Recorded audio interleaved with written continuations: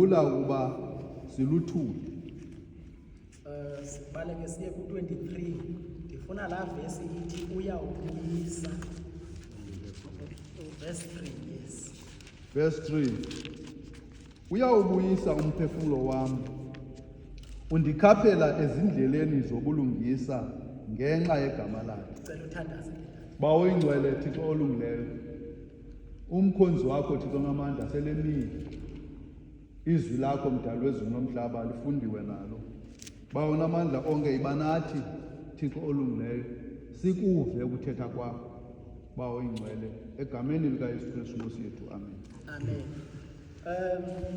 Ndithe xa ndithandaza kwathi qatha le vesi, yivesi eyimemory vesi eyaziwayo neqhelekileyo. Kodwa umoya oyingcwele uye wanezinto azibekayo. Amehlo am xa ndiqwalasela kule vesi, hayi mani, le vesi itheni isuke yaba nendawana entsha eziba ndiyifunda ndithandaza. Umntu lona wakhiwe ngezinto ezintathu. Kukho into ekuthiwa yiflesh, inyama. Kube khona into ekuthiwa yisoul. Kuzoba khona into ekuthiwa spirit. uThixo xa edala umuntu wamdala ngothuli lomhlaba. Wasisibhukubhuku nje esihleliyo pha phantsi singakwazi ukwenza nto. Ithi iBhayibhile wamphefumlela ngemphefumlelo yakhe. After emphefumlele ngemphefumlelo yakhe waba yisoul. Now kwaba khona uspirit before umuntu abe eEdeni, uyemka okanye uyawa. Kwakukhona uspirit lo wayesazana noThixo. Uspirit lo wayeyi connection between umuntu noThixo. Kwaqhawuka le connection enguspirit emntwini, kwashiyeka usoul no flesh, okanye ke kwashiyeka usoul, masiyibeke ngolo hlobo. Now waphinda umuntu ngoKristu wabuyiselwa uspirit. Amen. Amen. Wabuyiselwa uspirit kumuntu ngoKristu. Ingxaki ke ngoku kusekuthini apha xa kubuyiswe uspirit, ubuyiswa njenge-choice, as a choice emntwini.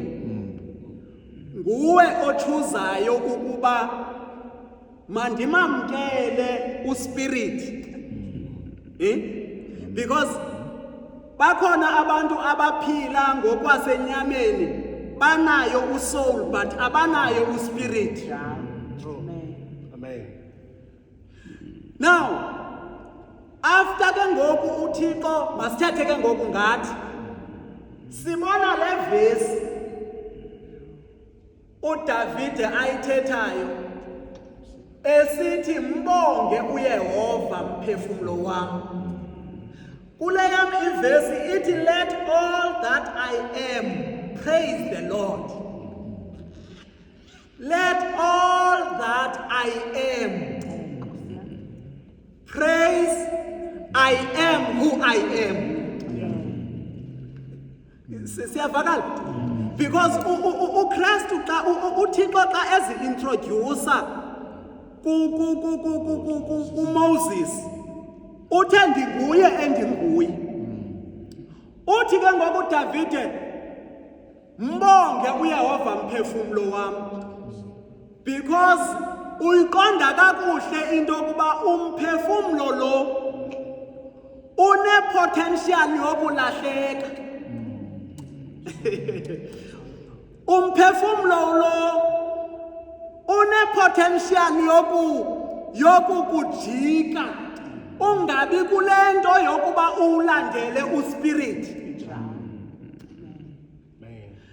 Uba besinexesha besakwe si-explain because soul lo deals with emotions, deals with desires of yourself, deals with your heart, inhliziyo yakho. Xa sithetha ngosoul sithetha ngayo inhliziyo.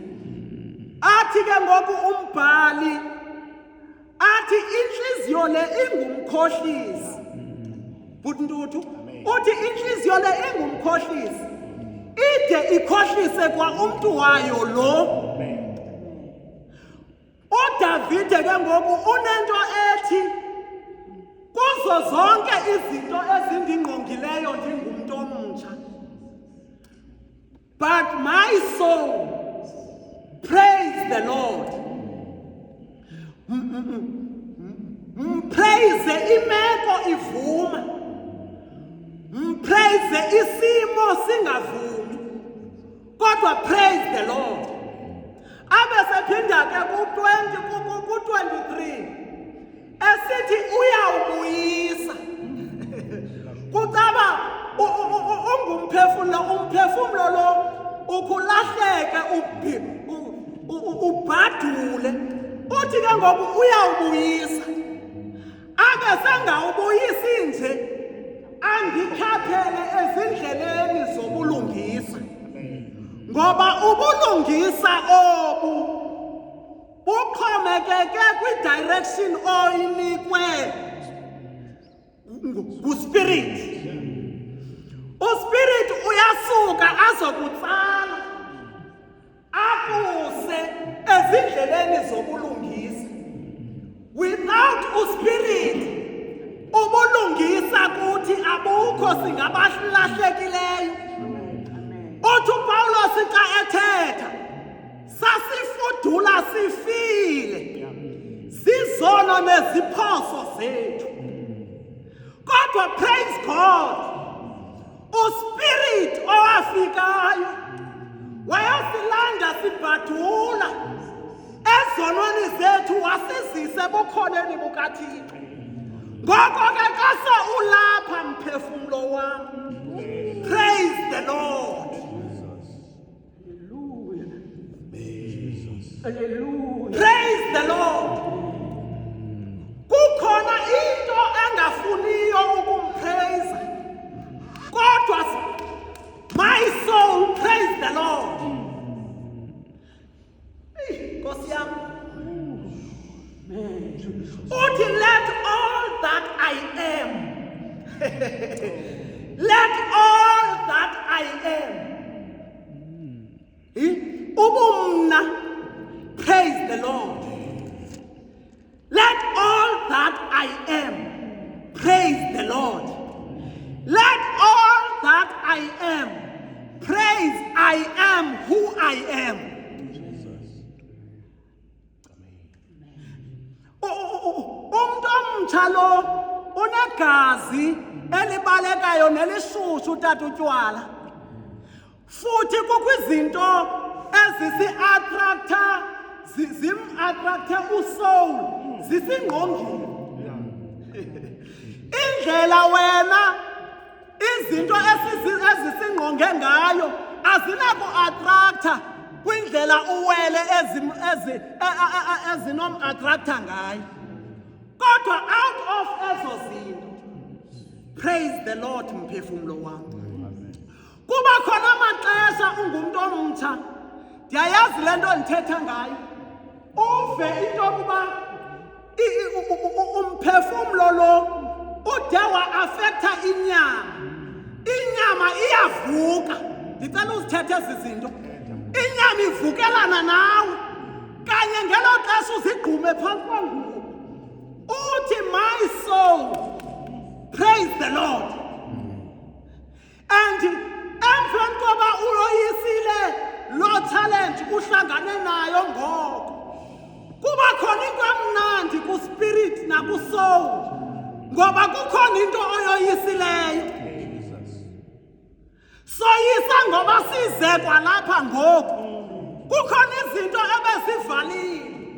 Kodwa sathetha noSaul. Sathi Nkosi, noba kukhona into ethi ngidiniwe. Ndisuke emsebenzini, but my soul praise the Lord. Siyavala.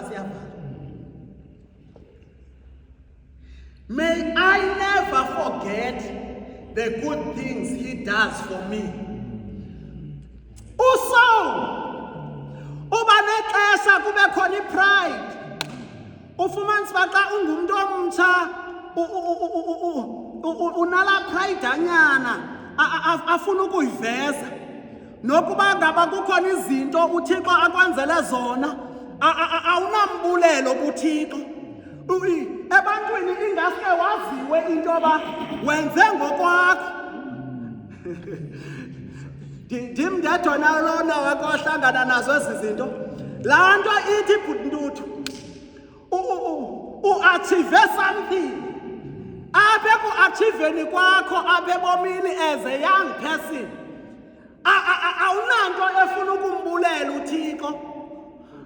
Ufuna kwaziwe into yoba yonke le nto ibe yi-effort yam yonke ndim lo uyenzileyo loo nto. Yonke into it's about wena. Awukwazi ukumbulela uThixo. Kanti xa ngaba umfundisile uSaul ukuba my soul praise God, imeko kumnandi kuthatyuliwe, unento ethi Nkosi kwenze wena kuko konke. Kungekho nto umbulele njengensindiso ukuba ngaba ulapha abanye abantu abatsha bengaphandle. Uthi my soul praise the Lord.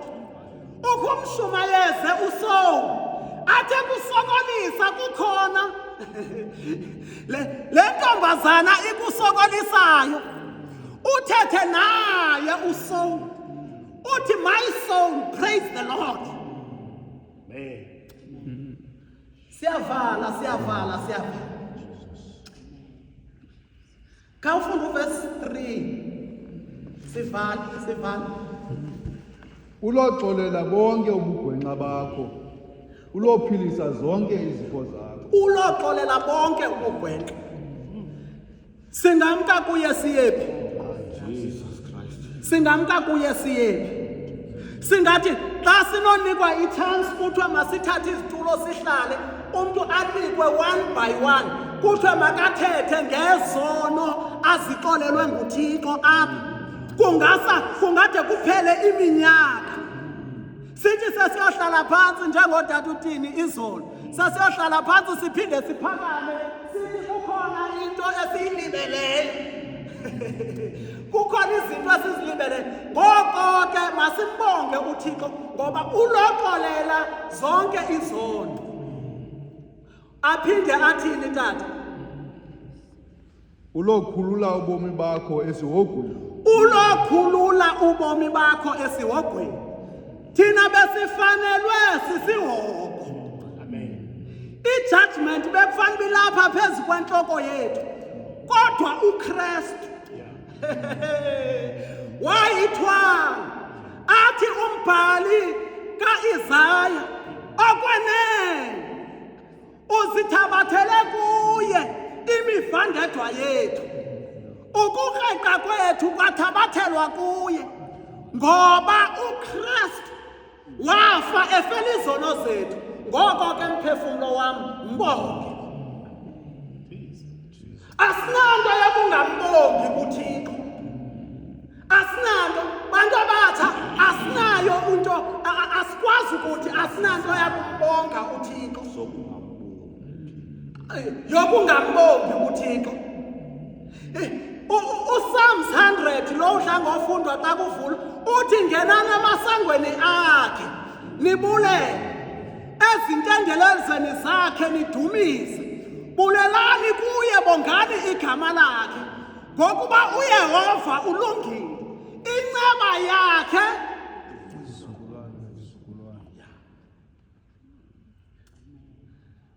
Benifuna uthetha mani nje. Nansi mani lo verse 4 ndifuna umfunda apha kum. He redeems me from death and crowns me with love and tender mercies.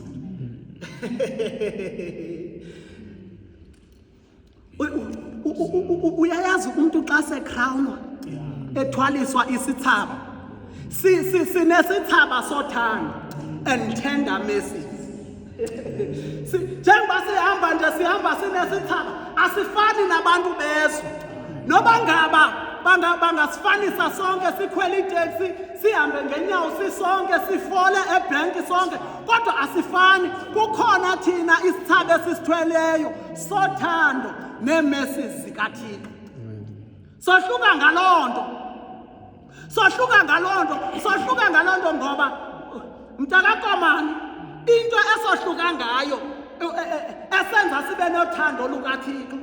Kungabekwa umuntu ongakholwayo apha, kubekwe wena bhukomane, kube khona umuntu owenza into. I-approach yethu ayizufana ngoba thina sazi uthando and sikrawunwe ngantoni? Ngothando nemfesane. Xa ukrawunwa uyafika pha sesinye sezithaba esisaqale ukunikwa sona sisesemhlabeni. Bona nje sithwele izithaba, isithaba sothando silapha kuthi. That is why kuphuphuma uthando kuthi. That is why kuphuphuma uxolo kuthi. Ngenxa into yoba uThixo wasithwalisa, wasikrawuna.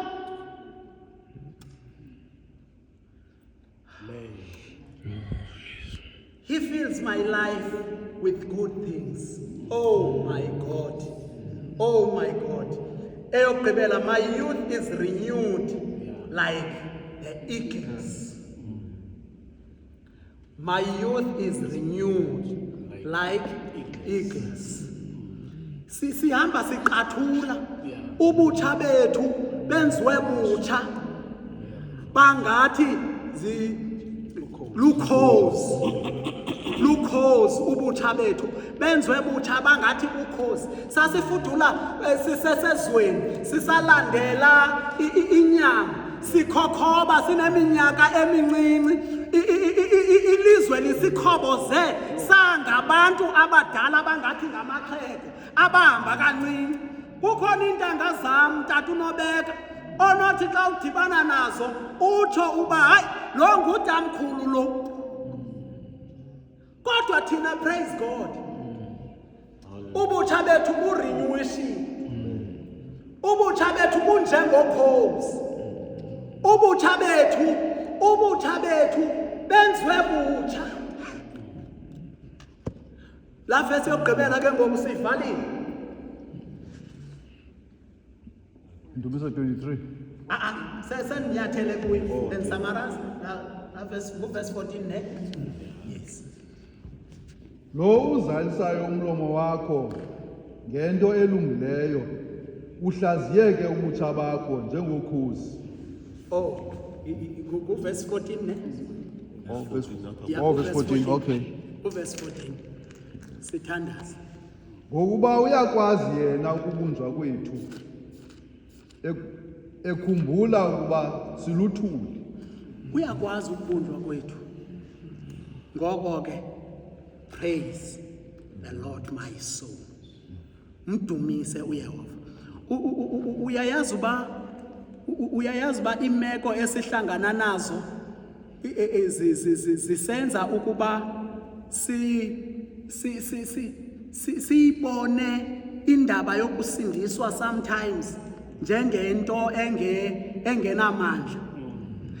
Sometimes kwabanye uThixo avele ayiveze ibe clear, noba ngaba umuntu sesesimeni esibi kakhulu kodwa ambonge uThixo. Kukho imeko apho xa uhlangane nezinto ungakwazi nokhupha nelizwi elinye ngokwasemlonyeni. Imeko zikusuppressa, zikucinezela ungakwazi nokumuva oku. Kanye ngelo xesha, leli xesha kufuneka uthe kumphefumlo wakho, praise the Lord. Praise the Lord. Thina singabanye abantu man. Abantu ekuthiwa mabakubalele ekuthini kuluvuyo. Xa bathi bagaxeleke ezintweni, basuke bathi bephakathi kwazo ezi zinto, base bathi praise the Lord. Kuthiwa ithathe ezi opportunity into yokuba ungenile ezintweni yivuyele. In the midst of ezo zinto usukuthi praise God. Mphefumlo wami mbonge because bekusethe xwaka ixesha elide. Ndingomnye wabantu engaku-enjoyiyo ukuba kube khona izinto ezithulileyo ixesha elide. Because mna ndiyayazi into yoba after ndithe ndagaxeleka kwakhona izinto endingene kuyo, kukhona ipromotion ezawulandela. Ngela xesha ndiphakathi kona kubuhlungu, kodwa ndithetha nomphefumlo ndithi mphefumlo mbonge uThixo, mbonge ngoba abantu abaninzi balahlekene nomphefumlo bephakathi ezintweni. Wangathi uThixo akekho, kanti ngela xesha uphakathi kuzo ezanto kufuneka uthi uba mbonge uThixo mphefumlo wami. Mbonge besithi ayikho lento uqonda sometimes awunayo amazwi okubaphendula usukuba umbonge awunawo amazwi okubaphendula nakwifamily. Sometimes asikwazi ubashumayeza kwiifamily zesiphuma kuzo ngoba abakholwa, kodwa uzigqume mntomtsha uthi mbonge uYehova. Sometimes asinikwa asivunyelwa noba sithandaze. Kuthiwa awuzusiphathela loo nto apha, uze nento singazange sayazi. Lo mzi lo sinendlela thina esithandaza ngayo. Ubuqonda wena umoya ingcwele kukhona into ayibekileyo ngaphakathi. Kuloo meko okuyo mbonge uYehova. Inkosi imsikelele. Wangikhulula.